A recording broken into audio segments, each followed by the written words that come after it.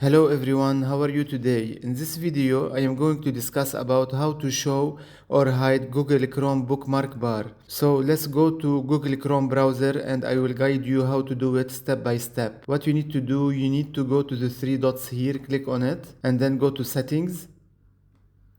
And in settings, click on appearance. And in appearance, you can see show bookmarks bar. So I'm gonna select it. You can see that the bookmark has shown here, and if I want to remove the bookmark bar, I just need to deselect it from here and it is removed. This is one option. Another option which you can do as well, just click on the three dots.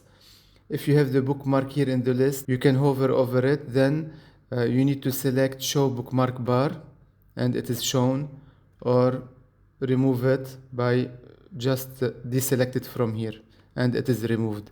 With that, I have come to the end of this video. Thank you for watching. Subscribe to my channel to watch upcoming videos. Take care. Goodbye.